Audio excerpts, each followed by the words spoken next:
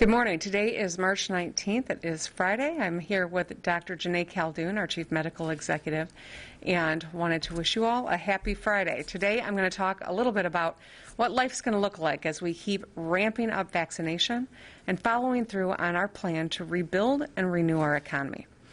Michigan's path forward out of the COVID pandemic is clear. We have to keep masking up. We've got to ramp up testing.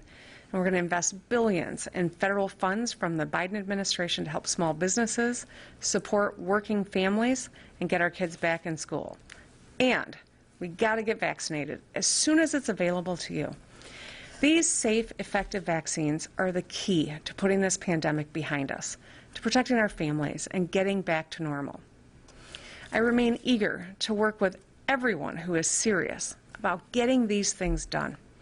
Once we vaccinate enough Michiganders, we can get back to the pieces of our lives that we miss and treasure most, like birthdays and barbecues, family reunions, graduations and proms, pool parties and family dinners, nights in and nights out, life's biggest milestones and most mundane joys. These are almost within reach. We're getting there, Michigan. I want to give you a brief update on vaccinations. To date, Michigan has administered 3,310,162 doses of safe, effective COVID-19 vaccines, and that number is growing as we speak. And so far, over 1 in 4 Michiganders over the age of 16 have gotten their shots. Our goal remains to equitably vaccinate 70% of Michiganders 16 and up. Just yesterday, I was at Ford Field Federal Community Vaccination Site, which will administer thousands of additional doses a day for the next 8 weeks. These are all great signs of progress. As I've said before, the vaccination process is like a locomotive. It'll start slow and cumbersome and frustrating, but it's going to get faster and smoother over time, and we are seeing that because we are rolling here in Michigan now. So let's talk about cases and variants. My administration and MDHHS, in partnership with local health departments, we are closely monitoring all the data. While we can count up increasing vaccine metrics, we must continue to be wary of the climbing COVID numbers too. Cases have been rising since late February. Thankfully, deaths have remained low, and on Wednesday we had 0 new reported deaths for the first time in months, which is excellent news. A significant number of the recent cases have been attributed to high school athletics. Michigan now has at least 756 cases of the B.1.1.7 or UK variant, the second most confirmed cases of any state behind Florida. We also have 2 cases of the South African B.1.351 variant. Now we can precisely track these variants because we in Michigan are doing more genetic sequencing than just about any other state, which helps us better monitor outbreaks of the COVID variants. Now, I know Dr. J will have more to say on this soon. I'd also like to announce steps we are taking to respond to rising high school sports outbreaks and some additional re-engagements that we are prepared to move forward with today. First, high school student athletics will now be required to get tested before all sports practices and competitions. Outdoor stadiums can now go up to 20% capacity with certain COVID mitigations in place. And finally, vaccinated people can remove their masks in residential gatherings if all participants have been vaccinated. This tracks with the CDC's latest guidance, and we can take these steps because we know what it takes to bring cases down and to stay safe. But the path forward on further re-engagements depends on increasing rapid testing and continuing to ramp up vaccinations. We must also provide businesses, schools, and communities the resources they need to keep people safe as they return to normal day-to-day activities. Now, the American Rescue Plan will send Michigan $10 billion to do precisely that: control COVID and provide aid to schools, small businesses, and families. Already, millions of Michiganders have gotten money in their pockets. Businesses and restaurants have gotten some critical support they need, and parents have gotten a much-needed boost because of this legislation. Last week's numbers are a reality check that COVID-19 is not yet behind us. We may be seeing the light at the end of the tunnel, but we're still in the tunnel. And the only way out is to move forward and to do it together. We all have a personal responsibility to slow the spread and eliminate the virus as quickly as possible.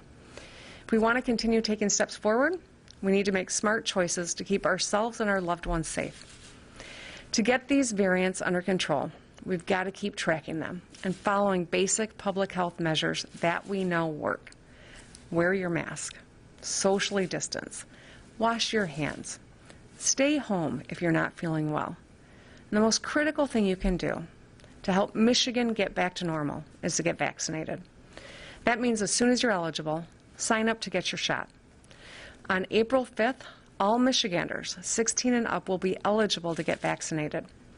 The safe vaccines are the most effective way to protect you, your family, and others from the virus.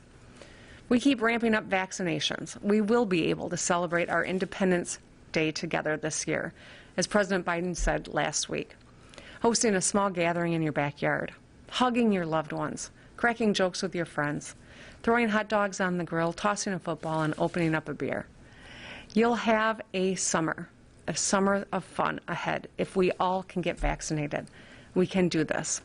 I spoke to you last week on the one-year anniversary of COVID. We heard stories of Michiganders from across our state and how they've gotten through this extraordinary year. We've been getting through this pandemic. We're surviving. But soon, we'll be getting back to living.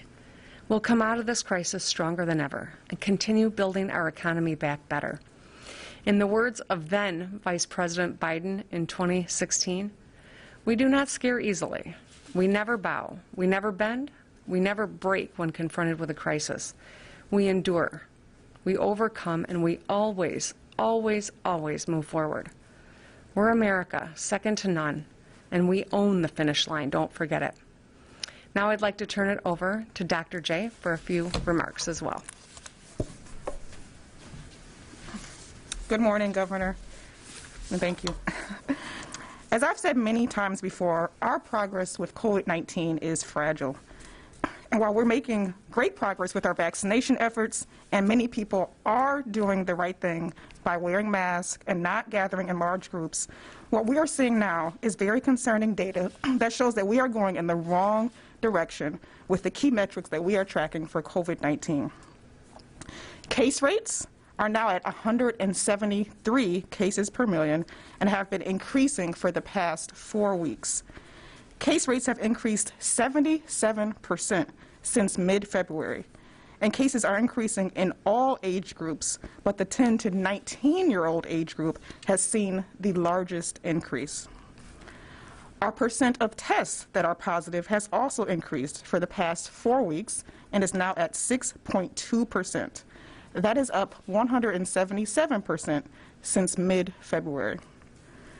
We are also seeing increases in our hospitalization rates for the past 2 weeks. 4.9% of available inpatient beds are being used to take care of patients who have COVID-19. Many of the cases we are seeing are related to outbreaks. The number of outbreaks in the state increased 9% from the previous week to 645. Last week, for the first time since we started tracking outbreaks, those in K through 12 settings exceeded the number in long-term care facilities. Now, this is a testament to how well we have done with vaccinating our staff and our residents in long-term care facilities. But it also speaks to the risk we see with some of the activities children in this age group are engaging in. Many of the outbreaks are related to sports. In January and February, local health departments identified 315 outbreaks associated with different sports teams related to clubs, schools, and recreational sports. This is concerning. Outbreaks in this age group can have an impact on our children's education. The most important thing we all want for our children is to have in-person learning and not have school closures or children out of school because of having COVID-19 or needing to quarantine because they have been exposed. I also want to remind people that while children are less likely to get severely ill from COVID-19, they still can, or they can pass it on to people in their household or their communities who can get very sick. We are still tracking cases of multi-system inflammatory syndrome, otherwise known as MIS-C, in children in Michigan. This is a syndrome associated with COVID-19 in children that can cause multiple organs to become inflamed and potentially cause long-term damage and even death.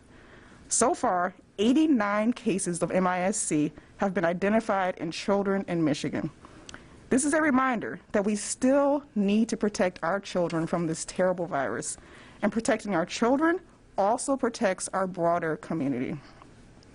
As the governor mentioned, we also know that new, more easily transmitted variants of the virus are very present in the state.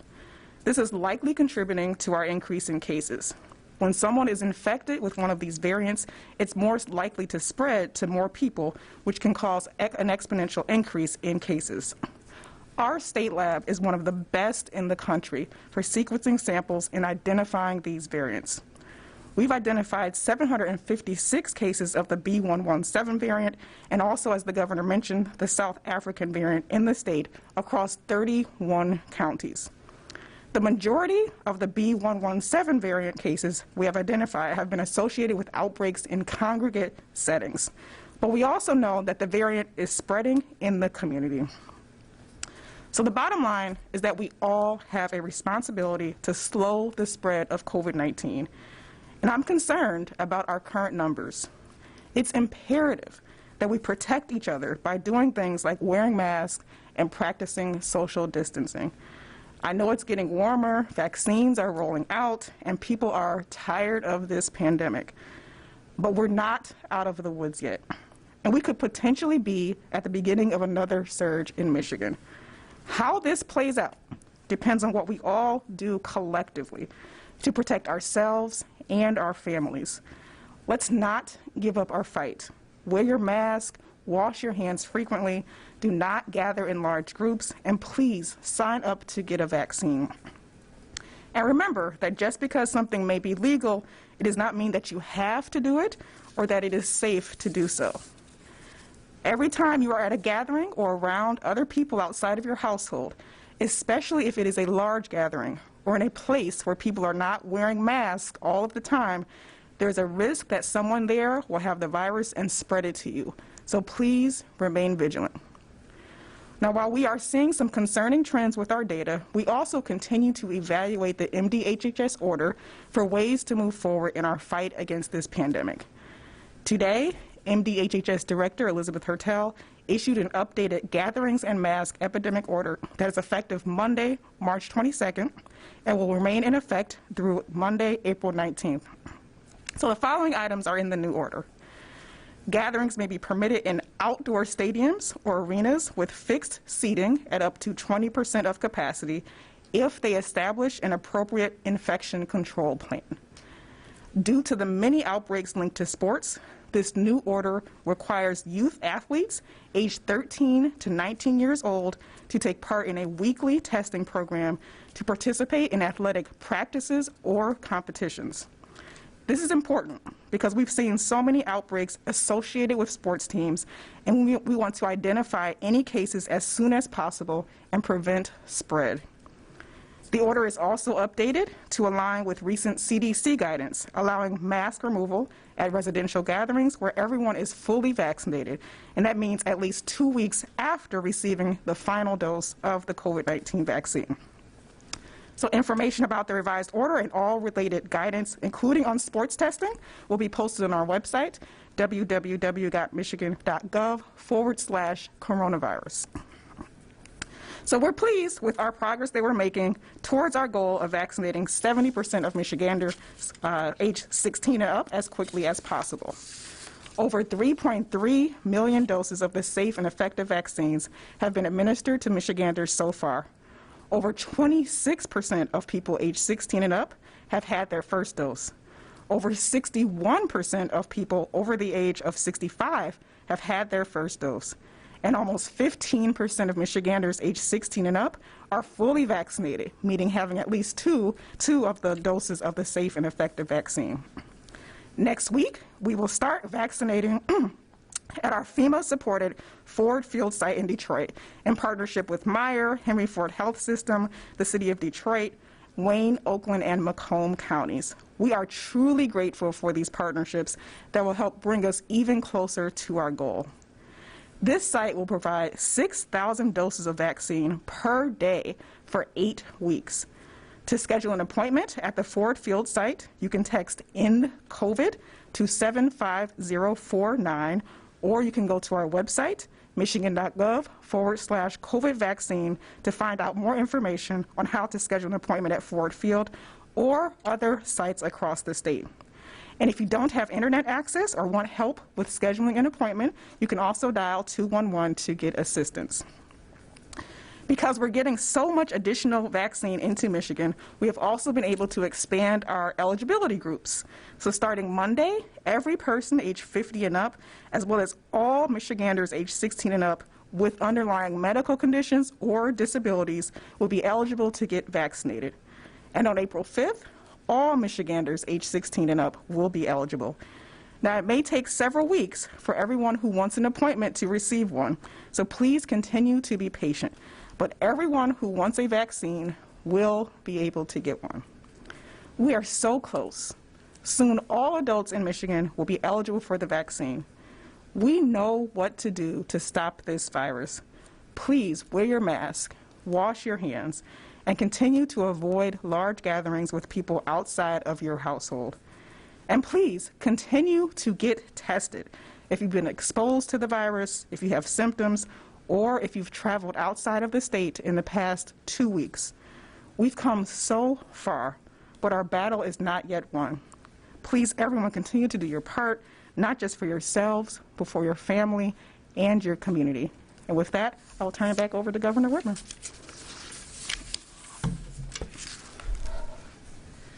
Thank you, Dr. J. I shared yesterday when I was at Ford Field that I had gone on to the Meyer text system and registered my asthmatic child, who will be eligible starting next week. So it's very easy to do, and I think we also want to make sure that we thank the Lions franchise, who is hosting and doing so much work with Ford Field and all the partners that Dr. J identified. So with that, happy to open it up for a few questions. Thank you, Governor. Our first question will come from Rick Albin of Wood TV. Governor, we've covered this subject before, so I apologize if I'm redundant. You and the former Director Gordon did away with your confidentiality agreement, but he will not testify, or at least he says he won't testify to the Oversight Committee. What was the reasoning in doing away with that confidentiality agreement?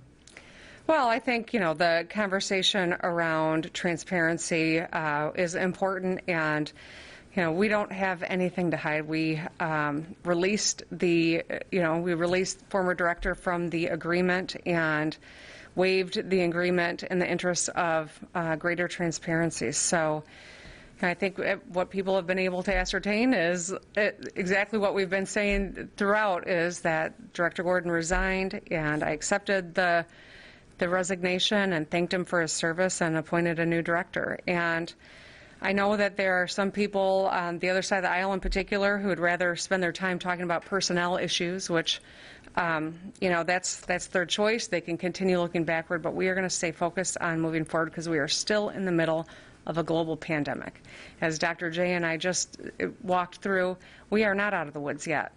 We're making huge progress. We've got we are so close to the end, but we've got to stay focused on the job at hand and keeping people safe and resuming safely and getting the tools we need to do that successfully. And I think I would welcome legislators to spend some energy in this space, because we're deploying these dollars right now to ramp up our antigen testing, which is now necessary for our kids who want to participate in sports and necessary for a resumption of normal activities and normalcy. We need to deploy these resources, and that, I think, is the most pressing issue that we hopefully can find some common ground on, because the people of Michigan need us to. The next question will come from Allison with the Michigan Advance.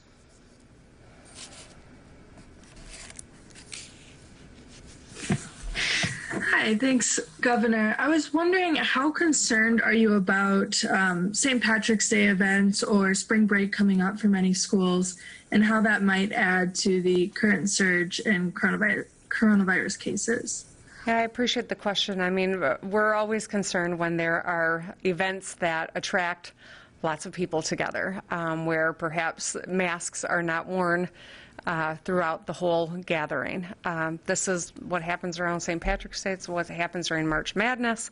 It's what happens during spring break. And so we are concerned because this uptick in our numbers is something that's very serious, and we all have to take this seriously. We are so close. Our vaccination efforts have been incredible with the partnerships that we have from the Biden White House to people on the front line and local departments of public health. We are really moving swiftly. But the big unknown factor here is, can we, 10 million Michiganders, continue to take this seriously until we get to that 70% number? And that's what's so crucial. And that's why, whether it's St. Patrick's Day or it's gatherings around the tournament or it is spring break, is concerning for us all. Want to add anything, Dr. J? Okay. Yeah, I'd also say we obviously are very concerned about spring break and people traveling, but we're also working very closely with our school systems.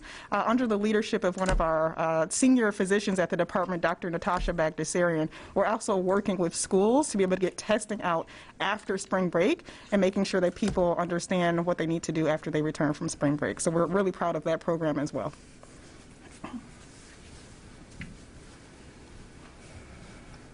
We'll turn it over to Eric Lloyd with 910 News.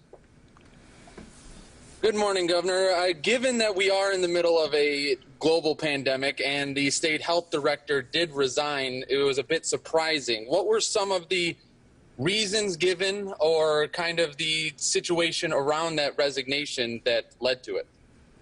Eric, I have said all I'm going to say about Director Gordon's departure. We have to stay focused on the task at hand.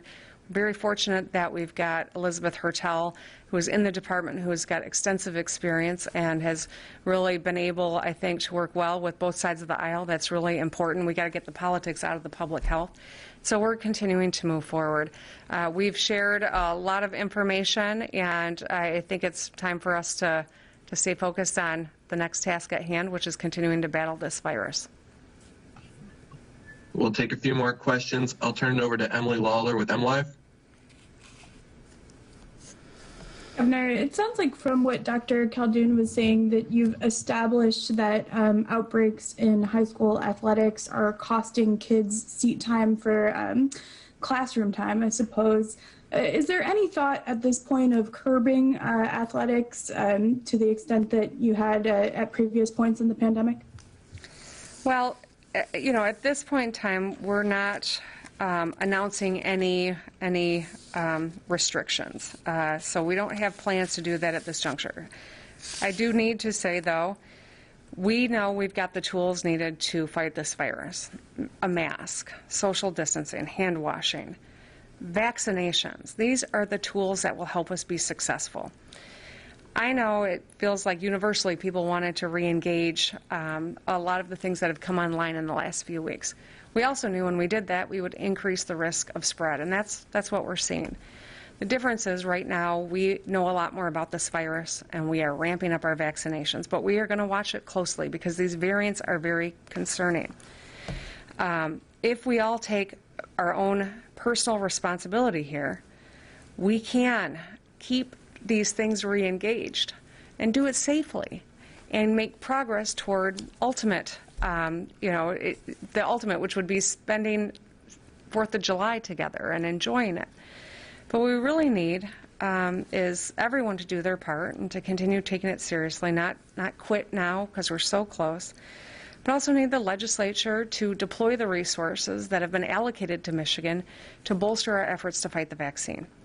You know, there are billions that have been sent that still haven't been deployed. There is 10 billion more coming from the Biden administration that we are going to need to deploy quickly into our economy to help businesses that were left out of other relief over the course of the last year, to help people who've been unemployed throughout this pandemic, to help make sure that our schools have the supports they need to re-engage and to keep kids in person.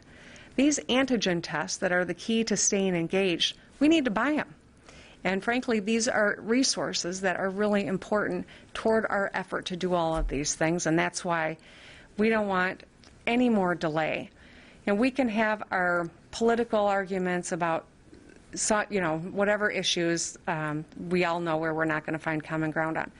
But on this one, this is billions of dollars that are coming to Michigan to help Michiganders, not about one party or another, about helping our businesses and our people and our kids and our vaccines. Let's find some common ground here and move swiftly. This is a once-in-a-lifetime opportunity to do some real, incredible things here in a state that desperately needs to do that. And that's why I'm continuing to welcome the legislature to partner with me, and let's get it done. We'll turn it over to Jonathan Osting with Bridge. Yeah, Governor, thank you. Regarding your new high school athletics testing regimen, what are the current availability of the tests right now? Are these rapid tests, and is it feasible to actually pull this off, and how long will it take? It's feasible. We need to have the resources, but I'm going to ask Dr. J to give you a little more insight into that one. Right, so the testing regimen isn't in effect for another 2 weeks, so April 2nd. And in that time frame, we will be working with not just our schools, but the clubs and others to make sure they know what to do. We're already actually testing many sports teams and working with schools to test, so it is feasible. We do have many antigen tests. We have the ability to purchase more if we have the funding, but I do think it's feasible, and it's a way that we will be able to identify cases as quickly as possible and not have more outbreaks come amongst our sports teams.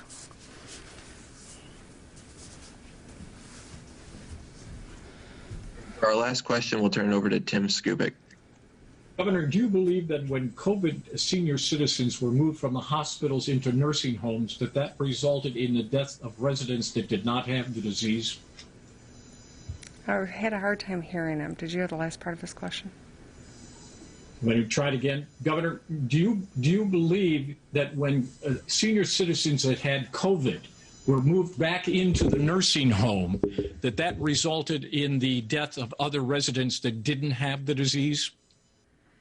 So let me start with this. So first and foremost, the nature of this virus, sadly, is that it targets people who are older and is easily spread in congregate care settings. This is the opposite of the influenza that was the last big pandemic of 1918. We, of course, as a society, as a world, have learned a lot about COVID-19 in the last year. We, at the beginning, had no idea that a mask was going to be the most important tool that every one of us could easily adorn to protect ourselves and our communities from COVID. We've learned a lot. Now, our nursing home policy, I know that a lot of people have tried to rewrite it, but in fact, the nursing home policy was this. We followed the CDC guidelines.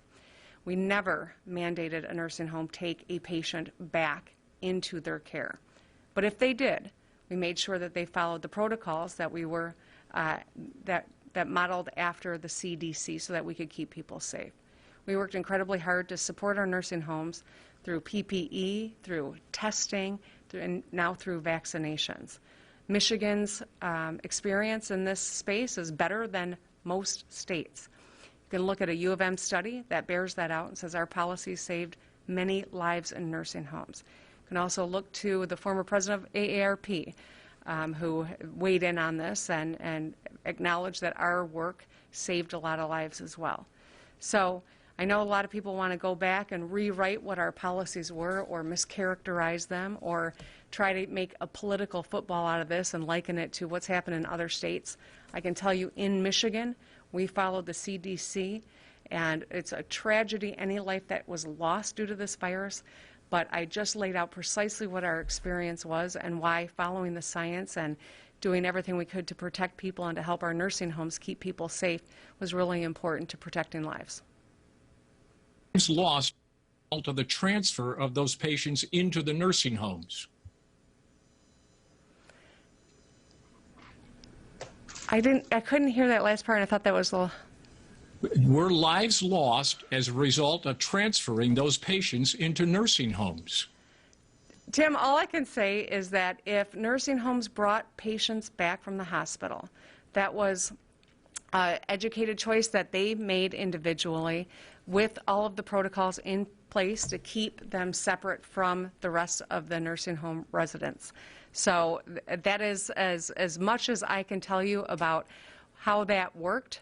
I can tell you we followed the CDC. Our experience in this space was more, I think, aggressive than others to protect lives, and that's been borne out in the U of M study, and I point you to that to see that our experience was better, but this has been one aspect of this virus that is uniquely cruel and that we've all been trying to combat. Thank you, everybody. Have a great day. Have a good weekend. Stay safe, wear your mask, and make your vaccination appointment. Thank you.